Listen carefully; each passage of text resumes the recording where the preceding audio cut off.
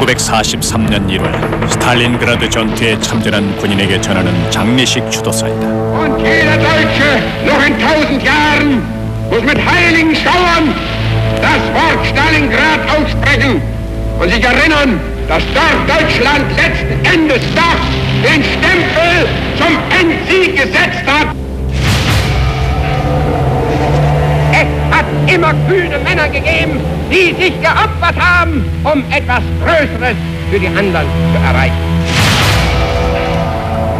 Und wenn es nur noch wenige sind, solange ein Deutscher steht, weißer Röcke, wird gekämpft.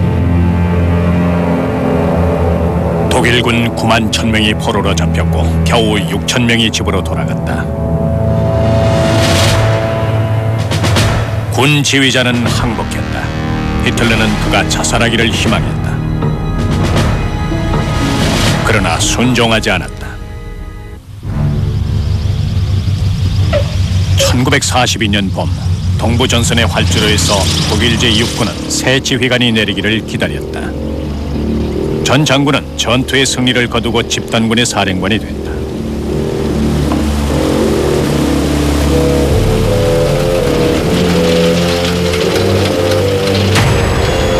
새 지휘관 프리드리히 파울루스는 전차 사단장이었다.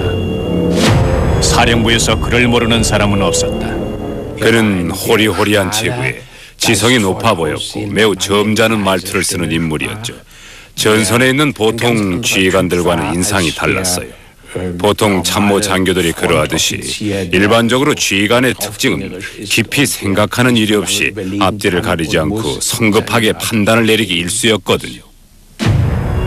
적군도 새 지휘관에게 관심을 가졌다. 아주 훌륭한 장교라는 평판이 자자했지만은 판단력이 단호하지 못해서 훌륭한 지휘관이라고 하기에는 약간 부족했어요. 1년 뒤에 파울루스는 육군 원수로 소련의 포로가 됐다. 그의 우유부단한 성격이 스탈린그라드 대참사라는 결과를 낳았을까? 매사에 주저하는 성격이었어요. 모든 면에서 그랬죠. 말하자면 이런 식이었어요. 전선의 운명이 달려있고 30만 명에 달하는 군인의 생사가 달려있는 중대한 결정을 내려야 한다고 칩시다. 누구라도 쉽게 내릴 수 없었죠. 망설일걸요. 1차 대전의 전선이다. 서부전선의 파울루스 중위는 해군이 그를 받아들이지 않아서 육군 장교가 되었었다. 참모보다는 전장에서 참모 역할을 했다. 마침내 대위로 진급해서 대대 부관이 됐다.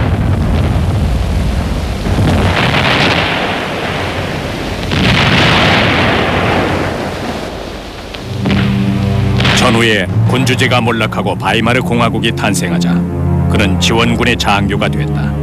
민주정치는 그와 맞지 않았다. 10만 명의 육군에서는 그가 베테랑으로 통했다. 아버지는 손에서 일거리를 놓지 않는 일벌레였어요. 낮에는 아버지가 맡은 임무에 충실하셨죠. 스투트가르트에서 대위로 있을 때는 밤에 군사신문에 올릴 기사를 쓰실 정도로 밤낮을 가리지 않고 이 일에만 매달리신 분이에요. 30년대 초반 베를린 근처의 빈스토르프이다. 초기 독일 전차부대인 제3기갑부대가 있는 곳이다.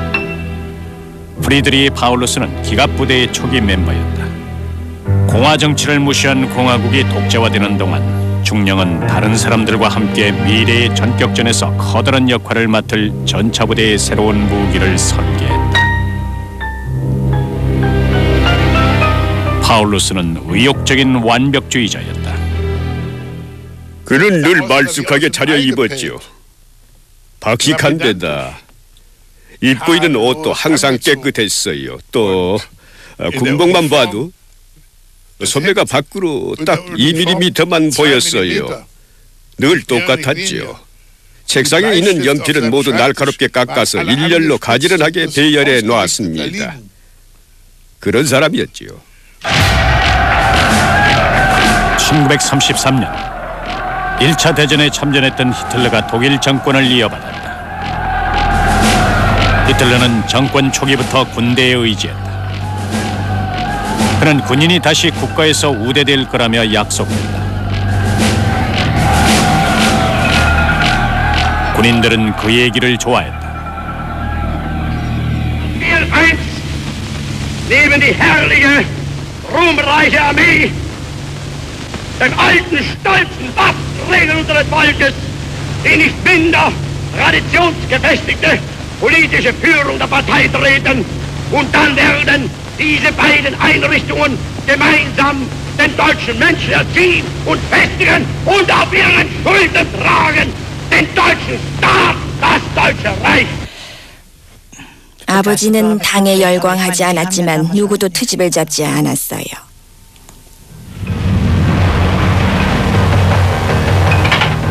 파울루스는 미래의 전격전에서 선두에 설 전차부대에 열정적이었다. 히틀러는 이 현대 무기에 흡족해야 했다. 당장 공격용 무기를 생산해냈다. 모토는 떨어뜨리지 말고 쏘아라.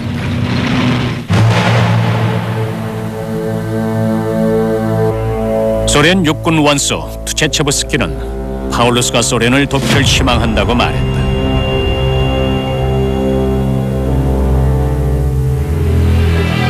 그러나 그는 꼭 필요한 존재였다. 1939년 여름 육군 준장인 파울루스는 신념에 찬 나치주의자인 라이첸나우 장군이 이끄는 군대의 참모장이 됐다. 그는 파울루스의 양아버지가 됐다.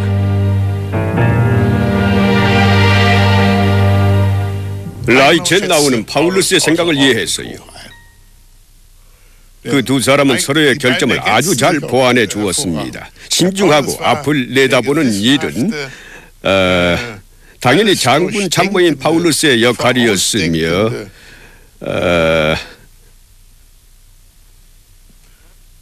지휘관이었던 라이첸나우는 일단 결정을 내리면 끝까지 밀고 나가는 의지의 사나이였습니다.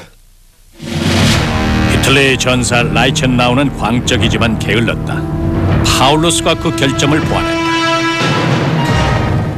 두 분은 아주 잘 어울리는 상사와 부하였어요.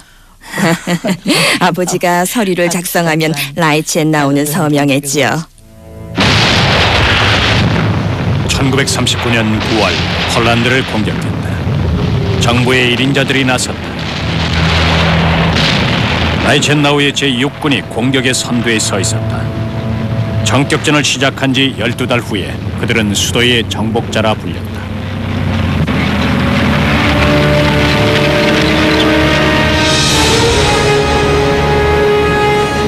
총사령관 히틀러는 매우 만족하여 장군들에게 칭찬을 아끼지 않았다.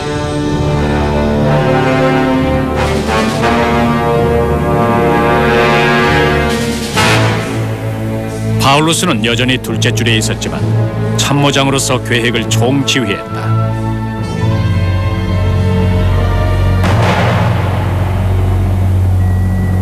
새 계급의 새 임무였다. 제1병참 장교는 코드명이 바바로사인 작전을 검토했다. 목표는 동부로의 영역 확대였다. 소련에 대한 공격 방법은 선멸전이었다. 파울루스는 소련 깊숙이 전진하기 위해서 물자와 식량 공급 문제를 해결해야 했다. 제6군의 사단장으로서 제가 사단 지휘관에게 이런 말을 드렸습니다. 아마 공격 첫날인 22일 저녁이었을 겁니다. 장군님, 우리가 알던 전쟁과 많이 다를 것 같습니다. 우린 소련군이 보통이 아님을 실감했죠. 참호 속에서 죽어간 소련 군인은 한 명도 발견하지 못했어요. 1941년 6월 바바로사 작전은 심각한 곤경에 빠졌다. 히틀러 사단은 14주 뒤에 우랄 산맥에 도착할 예정인 반면 적은 신형 전차를 제작 중이었다. 라이첸나우가 전차로 다가갔어요. 늘 잡대를 갖고 다녔는데 도로변에 있는 소련군 전차를 모두 꼼꼼히 살펴보더군요. 전차 안으로 일일이 기어들어가서 두께를 측정했습니다. 그리고 그날 밤 그가 이런 말을 했어요. 만일 소련군이 오늘 본 전차를 생산한다면 우린 전쟁에서 지고 말 거야. T-34였어요. 스탈린의 경이로운 무기는 T-34였다. 승리를 거듭하던 독일군은 약해졌다. 독일의 공격 부대가 소련의 남쪽에서 꼼짝 못하자 파울루스가 후임 사령관이 됐다. 더 이상 지도 따위가 아니라 제6군의 부대원들을 책임져야 했다. 과연 적재적소였을까? 파울루스란 이름을 들어본 적도 없었어요. 그때 처음으로 군대 지휘관이 되어서 그런지 항상 참모와 함께 행동을 같이 했습니다. 군대를 지휘하고 있다. 1942년 여름 파울루스 휘하의 제6군은 전진했다. 소련군은 아무런 저항도 하지 않은 채 후퇴했다. 처음에 파울루스는 제6군을 이끌고 우크라이나 대초원을 통과해서 스탈린그라드를 향해 계속 전진했습니다. 파울루스의 직속 부대에 따르면 그의 통솔 능력에 별 무리가 없었다고 하더군요. 성공적이었죠.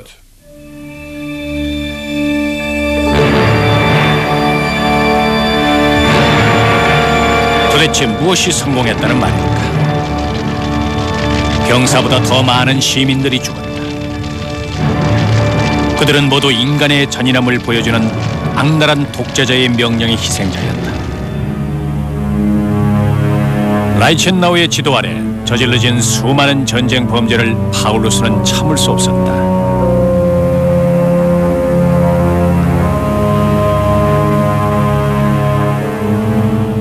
파울루스는 적군의 시체들과 교수행에 처한 소련 시민들의 끔찍한 모습을 보고 경로해서는 중지 명령을 내렸어요. 물론 말도 안 되는 명령이었죠. 웬만한 병사들이 파울루스의 그런 성격을 이해하지 못하는 건 당연했습니다. 사실상 모든 군인들은 점령 지역의 시민들을 괴롭힐 특권이 있었거든요. 후방에서는 물론 어떤 전쟁 범죄도 허용하지 않은 파울루스는 전쟁 범죄를 짓지 않겠다고 맹세했다. 그러나 라이첸나우의 살인 취소 명령은 어떤 효과도 얻지 못했다. 명령의 효과가 없자 파울루스는 그의 동반 참모인 저와 함께 차를 타고 폴란드의 옛 수도인 카르코프 부근의 전방 전투 사령부로 갔습니다. 그때 전 공식적이진 않지만 간접적으로 어떤 임무를 받았습니다. 파울루스 옆에 항상 붙어 있으면서 그의 정오 명령이 진짜로 정오까지 승인되도록 확인하는 일이었습니다. 그래서 군대가 그 명령들을 늦어도 1800시간 동안 수행해야 했어요. 즉 말하자면 증인으로 선택된 거나 마찬가지였죠. 파울루스가 나중에 자신의 명령을 바꾸지 않도록 말이죠. 지나치게 사려 깊은 그는 참모와 병사들 사이에서 우유부단한 장군으로 통했다. 8월까지 독일군은 도온에 도착했고 소련군은 후퇴했다. 싸우지 않고 계속 달리기만 했다. 히틀러는 사령부를 동프러시아에서 우크라이나 중부의 위니자로 옮겼다. 어떤 대답을 찾고 있었다. 무엇 때문에 히틀러는 남부로 방향을 전환했을까? 히틀러가 진격의 방향을 남쪽으로 바꾼 결정적인 요인은 그의 마음을 잡고 놓지 않는 어떤 것이었어요. 전략이 아니라 경제적 요인이었죠. 코카서스 유전이죠. 스탈린그라드는 볼가강을 낀 산업도시였다. 히틀러는 두 번째 목표인 남쪽을 점령하기 위해 군대를 나누었다. 우린 미국이 소련으로 보내는 군수 물자가 페르시아와 카스피해를 지나서 볼가강으로 간다는 걸 알고 있었어요. 볼가강으로 몰려들었죠. 따라서 볼가강을 막으면은 소련에 막대한 피해가 갈 것은 불보듯 뻔했죠. 그게 스탈린그라드와 볼가강을 점령하려던 이유예요.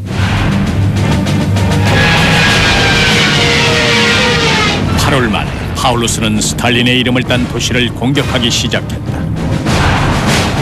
독일 폭격기가 스탈린그라드를 잿빛 도시로 만든다. 4만 명이 죽었다.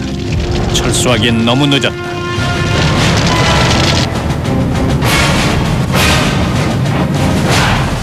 폭격기를 타고 스탈린그라드에서 플로로보와 돈까지 전 지역의 상공을 날면서 나도 모르게 이런 질문을 던졌어요. 돈의 왼쪽과 북쪽에서 대체 무슨 일이 일어나고 있지? 소규모의 누마니아와 이탈리아 군대가 주둔한 저곳은 어디지? 갈미키아 대초원이 왜 저렇게 됐지라고요. 군대가 측면 방어도 없이 스탈린그라드를 향해 행진하고 있었어요. 1차 대전의 상병 출신인 히틀러에게 측면 방어는 안중에도 없었다. 목표에 눈이 멀어 있었다. Ich wollte zur Wolga kommen. An einer bestimmten Stelle. An einer bestimmten Stadt. Zufälligerweise trägt sie den Namen von Stalin selber, aber denken Sie nur nicht, dass ich deswegen dort losmarschiert bin. Die könnte ja auch ganz anders heißen, sondern nur, weil dort ein ganz wichtiger Punkt ist. Den wollte ich nehmen. Und wissen Sie, wir sind bescheiden. Wir haben ihn nämlich. 그냥 웃고 말았지만 그의 의도를 알고 있었어요. 우리 모두 히틀러가 스탈린그라드를 점령함으로써 스탈린을 이겼다는 것에 정치적인 의미를 부여하고 있다는 인상을 받았습니다. 히틀러와 스탈린의 전투에서 스탈린그라드 점령은 가장 커다란 정치적인 승리였죠. 스탈린그라드 점령은 파울루스 군대가 할 일이었다. 스탈린 또한 스탈린그라드를 넘보는 자가 누군지 궁금했다. 상부에서 제게 내린 지시는 파울루스에 대해 알아내라는 것이었습니다. 그는 스탈린그라드의 적수이자 독일 집단군의 사령관이었어요. 그래서 그에 대한 정보가 급히 필요했던 거죠.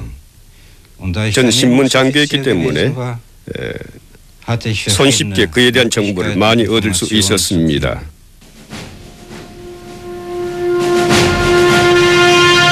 (10월) 초 스탈린그라드의 대부분이 독일 손에 들어왔다. 그러나 전체를 점령하지는 못했다.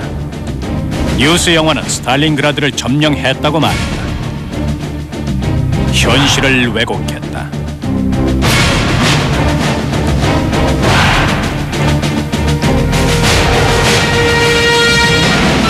총통이 독일 국민을 속였던 것이다. 지휘관과 히틀러는 빠른 시일 안에 스탈린그라드를 점령할 것으로 확신하고 지도에 파란 줄을 그었어요. 굵은 선이었죠. 사실 전투는 아주 비참했어요. 전선은 건물 사이사이의 거리를 지나야 했다. 집 한 채를 점령하는 데 몇 주일이나 걸리자 제6군 병사는 눈에 띄게 지쳐갔다. 공장 건물의 절반은 소련이, 절반은 독일이 점령했어요. 홀에서 슈넵스 술을 마시고 있었는데 파울루스가 작은 신문 조각을 내밀면서 소련군의 사격 솜씨가 굉장히 훌륭하다고 말했어요. 신문에 구멍이 하나 뚫려 있었죠. 정말 대단한 솜씨더군요. 겨울이 다가오고 있었기 때문에 추위를 막아줄 지붕을 포기하고 싶은 사람은 아무도 없었어요. 그 집에서 독일군은 지하와 2층, 소련군은 1층과 3층을 점령했죠. 11월 초 대초원의 겨울이 오자 기온은 영하 30도로 떨어졌다. 물자 공급을 제대로 받지 못했다. 탄약과 식량은 거의 바닥났고 동복을 입은 병사는 절반밖에 되지 않았다. 혹시 독일 군대에서 제공하는 군인용 속옷이나 군복, 겨울용 코트를 입어본 적이 있습니까? 겨울에 소련의 황량한 벌판에서 그렇게 입고 있으면 발가벗고 있는 것 같아요. 얼어 죽죠. 마치 아무것도 안 입은 것처럼 느껴져요. 추위를 이겨낼 수 있는 건 모피나 솜으로 누빈 겉옷뿐이죠. 제6군의 상황을 훤히 꿰뚫고 있던 스타우카의 스탈린 사령부는 반격 작전을 준비했다. 스탈린그라드 포위 작전이었다. 소련은 독일군 측면에 배치된 이탈리아와 루마니아군이 전투에 약하다는 걸 노렸다.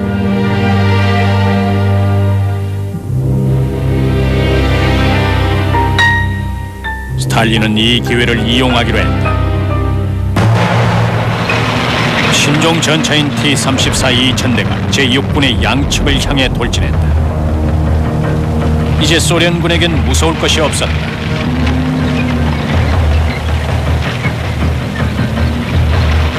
대전차 포를 공급하려고 했지만 물량이 턱없이 부족했어요.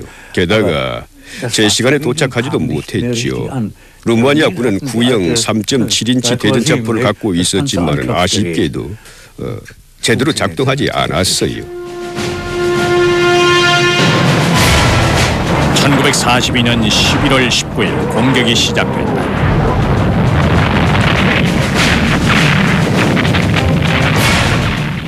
연락을 못 받았기 때문에 반격을 알고 있는 사람은 아무도 없었어요. 11월 20일이었죠.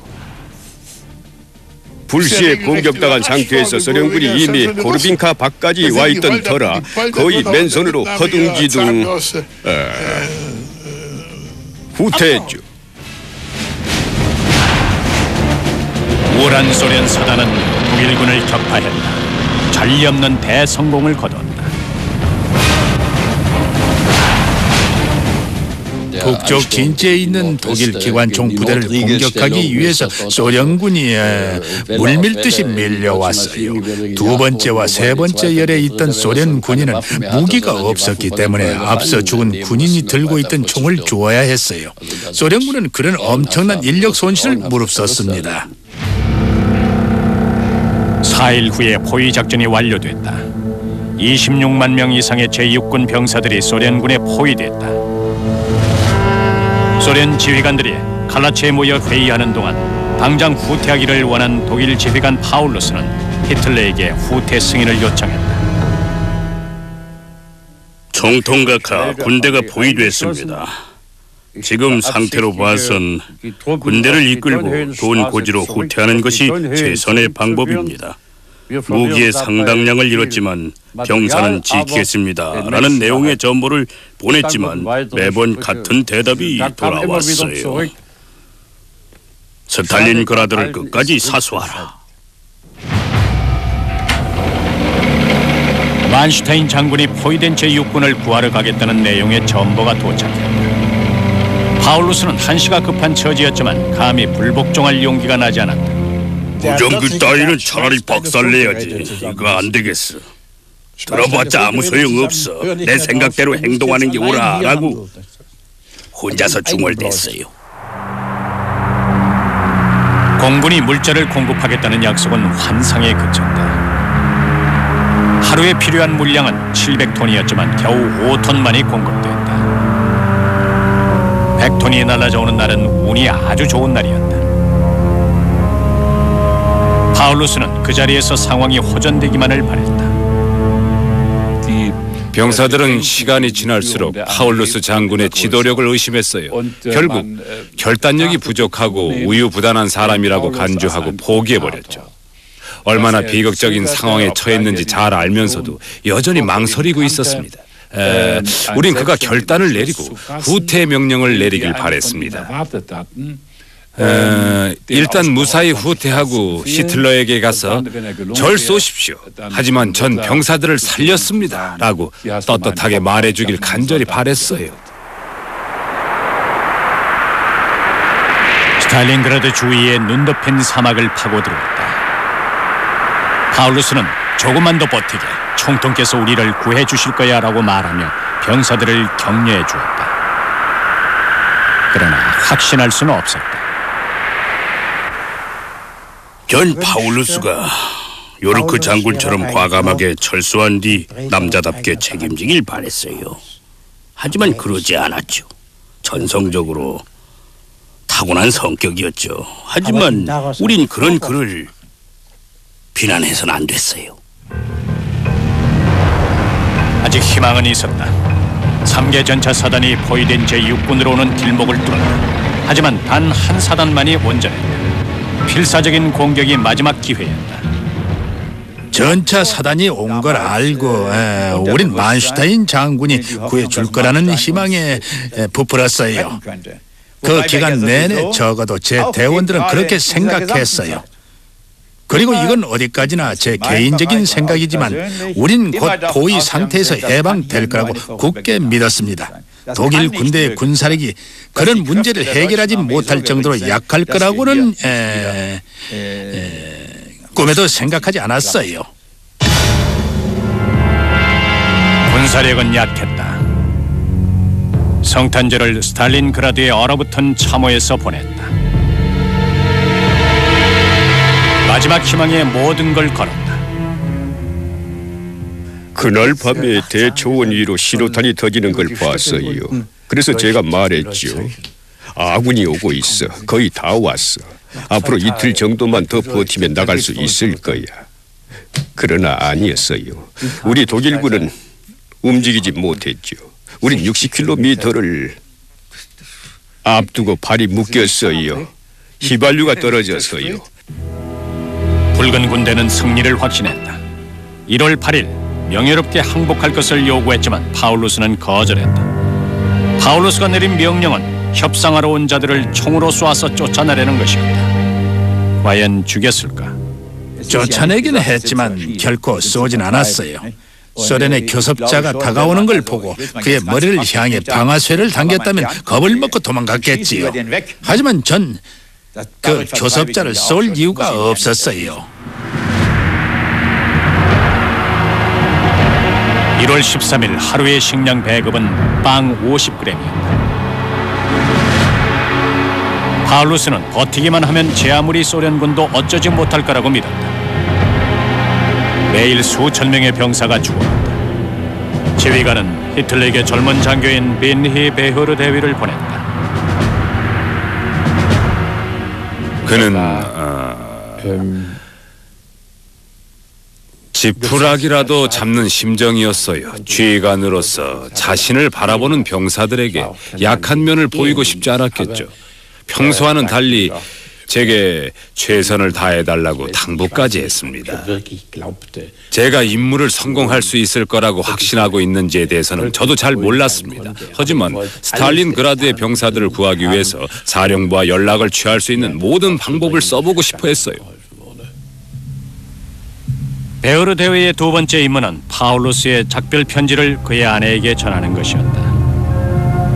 편지에서 장군은 자신이 최선을 다해 명령을 수행 중인 군인이라며 확고한 의지를 보여주었다. 병사들이 죽어가는 동안 히틀러는 망상에 빠져 있었다. 히틀러는 우리에게 친위대 전차부대가 스탈린호 근처에 도착했으니까 스탈린그라드를 불시에 기습 공격할 거라고 말했어요. 하지만 만슈타인 장군은 그 군대가 이미 소련의 T-34에게 공격을 받았다는 사실을 제게 알려준 적이 있었습니다. 그리고 총통은 그 군대가 눈보라를 뚫고 400km를 행군한 뒤에 스탈린그라드를 기습 공격할 테니 걱정 말라고 강조를 했어요. 완전히 말도 안 되는 엉뚱한 소리였죠. 포위된 병사들은 스스로에게 자살하는 방법을 묻곤 했다. 자살하는 방법 중에 장교들은 거의 대부분 권총을 사용하는 게 제일 좋다고 했어요. 전 연대 중에 포병대에 있던 지휘관 한 명이 부하 장교들을 불러 모으는 걸 목격했어요. 그들은 남아있는 슈냅스스를 모두 꺼내서 나눠 마셨죠. 그 다음 지휘관이 장교들에게 명령했어요. 권총을 꺼내서 관자놀이에 대고 쏴라. 그 순간 이후로 그 연대에는 장교들이 한 명도 남지 않았습니다. 항복은 절대 불가능했다. 제6군은 그들의 역사적인 임무에 충실했다. 히틀러는 확고부동했다. 마지막 한 명까지 스탈린그라드를 지키라는 명령이다. 자네도 알겠지만 이제 다 끝났네. 자네가 해준 일에 대해서 다시 한번 고맙다는 말을 하고 싶네. 이제 모두 끝이야. 그럼 잘 가게. 그 말과 함께 그가 기관 단총을 내 배에 갖다 댔어요. 우리라고 하면서 제 시계를 풀더군요. 내 권총 대신에 시계를 가져갔습니다. 1943년 1월 30일 히틀러가 정권을 잡은 지 10주년이 된다. 사령부의 마지막 전신을 보냈다. 나치 깃발이 스탈린그라드에서 펄럭입니다. 하일 총통 파울루스 장군.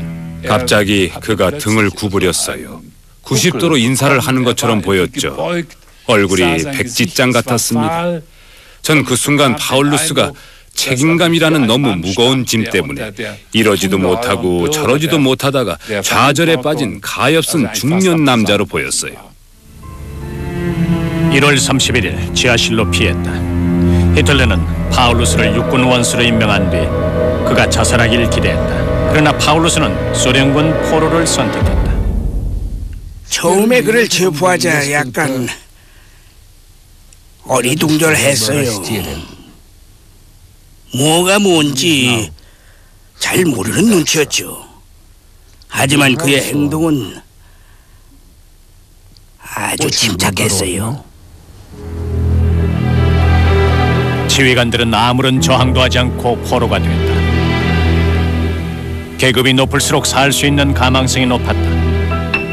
23명의 장군 중 단 한 명만이 집에 돌아가지 않았다.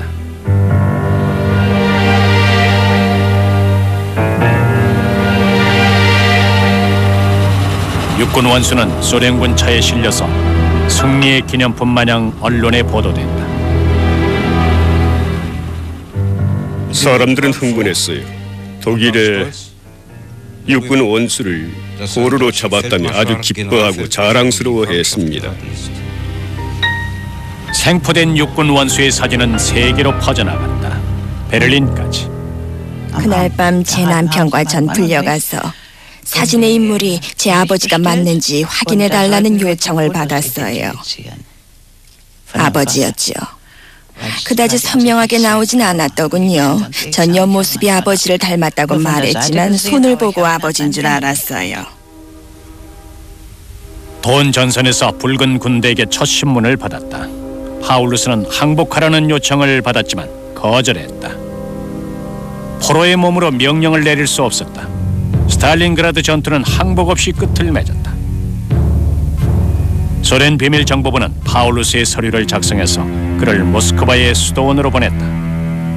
감옥이나 다름없었다. 1943년 여름 히틀러를 반대하는 독일 장교들이 모여 반란 음모를 꾸몄다.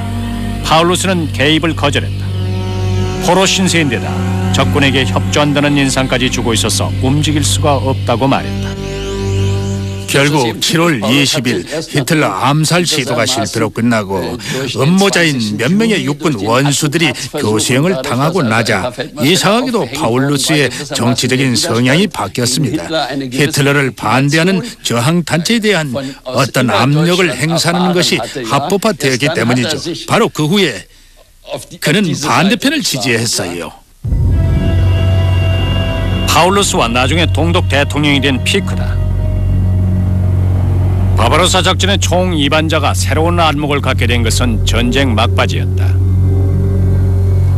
Es handelt sich einen von Hitler mitten im Frieden vom Zaune gebrochenen Raub- und Eroberungskrieg, wie die Welt noch keinen sah, der noch dazu mit Methoden geführt wird, die gleichfalls völlig einmalig sind in der bisherigen Weltgeschichte. 전 라디오 편집 사무실과 룩스 호텔에서 파울루스가 인터뷰하는 동안 지독하게 오랜 시간을 끌었다며 투덜거리는 말을 들었습니다. 전 충분히 이해가 갔어요. 왜냐하면 파울루스는 매사에 조심성이 깊고 신중하게 생각한 뒤 판단을 하는 성격이었으니까요. 하지만 1943년 가을에 언론에 발표했다면 파울루스 자신을 위해서나 독일 해방국가위원회를 위해서도 아주 이로운 일이었을 텐데 아쉽게도 방송되지 않아서 지금까지도 참으로 안타깝습니다. 책임은 독일의 파울루스의 가족에게 돌아갔다. 정부에서 아내와 아이들에게 보복을 가했다. 그들은 어머니에게 이름을 바꾸겠냐고 물었어요. 안 그럼 국민에게 받는 멸시를 보호해 줄 수가 없다고 했죠. 어머니는 거절했어요. 파울루스는 모스크바 근처의 보이코보에 있는 오두막에서 종전 소식을 들었다. 붉은 광장에서 소련 육군 원수 추코프가 승리 행진을 했다. 스탈린도 참석했다. 소련 독재자가 가장 아끼는 승리의 트로피는 생포된 육군 원수였다. 9달 뒤 뉘른베르크에서 전범 재판이 열렸다. 검찰 측 증인으로 총 위반자 파울루스가 나선 것은 놀라운 일이었다. Ich schwöre bei Gott, the Almighty and Omniscient, dem Allmächtigen und Allwissenden, that I will speak the pure truth, dass ich die reine Wahrheit sagen, and will withhold and add nothing, dass ich nichts verschweigen und nichts hinzusetzen werde. Would you like to sit 그는 down? 자신의 전 상관인 괴링과 카이텔, 요들의 유죄를 강력히 주장했다. 부하들의 운명에 대해서는 언급하지 않았다. 포로들은 어떻게 됐느냐는 질문을 받았어요. 포로의 90% 이상이 이미 죽은 걸로 알려져 있었죠. 그는 뉘른베르크에서 신문 기자에게 스탈린그라드 전투에서 잡힌 포로들은 잘 지낸다고 가족에게 전해달라고 부탁한 적이 있어요. 하지만 전해주지 않았어요.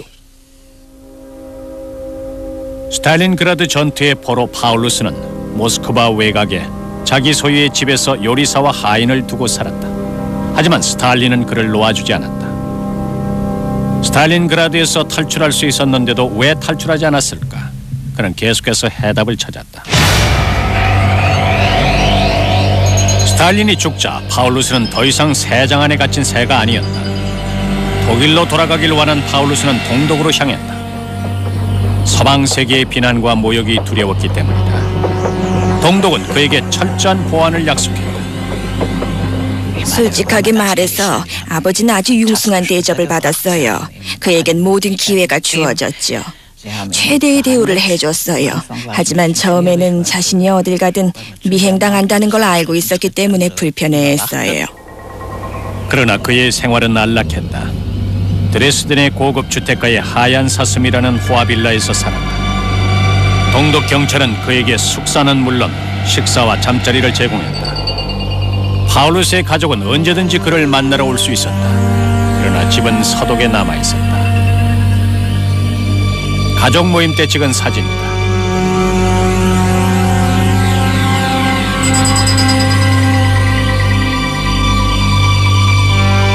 밀착 감시 후 작성한 모든 문서는 국가기밀에 붙여졌다.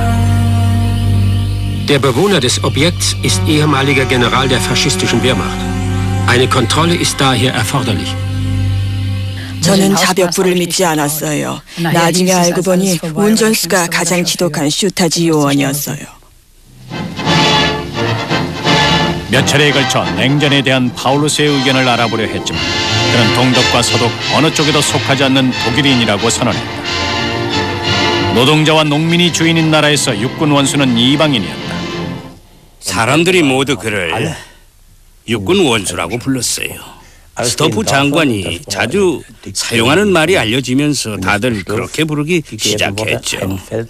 육군 원수는 절대로 퇴역하지 않는다. 설사 그가 일선에서 물러난다 해도 육군 원수는 언제까지나 육군 원수다. 병영 생활을 하는 동독 경찰은 동독 군대의 전위였다. 파울루스는 군대 창설에 참여하지 않았다. 이들은 스탈린그라드의 승리자를 본보기로 삼았다. 스타지의 감시 대상자는 비록 서독을 선택하진 않았지만 신독일을 이해하려고 했다. 파울루스 육군 원수는 일주일에 2번씩 꼬박꼬박 비밀 정보원에게 가방을 하나 받았어요. 그 안에 데르 슈피겔의 최근호와 디 벨트호와 프랭크푸르테르 알게마이네지의 신문이 함께 들어있었죠. 그는 데르 슈피겔을 아주 자세하게 읽었어요. 그리고 대화는 도중에 종종 데르 슈피겔지에 실려있던 기사 내용을 꺼내서 같이 얘기하곤 했죠. 무엇보다도 그는 스탈린그라드의 악몽에 시달렸다. 1955년 말에는 신경쇠약이 불치에 가까울 정도로 악화됐다.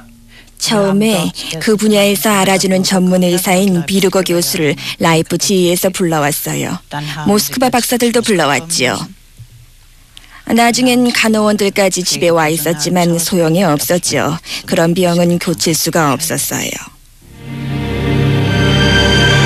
1957년 2월 1일 파울루스는 치료를 받기 시작한 지 몇 달 만에 죽었다. 마지막 순간까지 그는 슈타지와 동독 군대의 보호를 받았다. 아담 대령이 전화해서 제게 할 일이 있다고 말했어요. 이렇게 말했죠. 자네가 좀 해줄 일이 있네. 방금 육군 원수가 죽었다네. 장례식은 회계부가 맡아서 처리해줬으면 좋겠군. 그때부터 우린 장례식을 준비하기 시작했습니다. 한 사람은 장례식장을 알아보거나 그 외에 여러 가지를 준비를 했고 영수증이나 장례 비용을 계산하는 건 제 임무였어요. 육군 원수의 장례식은 공금으로 치러졌다. 가족들의 사진 촬영도 있었고 목사는 그의 가족의 간곡한 요청으로 추도사를 했다. 장례식을 치른 날로부터 슈타지의 문서는 공식적으로 마감됐다. 스탈린그라드 전투에서 살아남은 프리드리 파울루스는 14년과 하루하고 6시간이 지난 66세에 죽었다. 전후에 독일 땅은 밟지 못했다.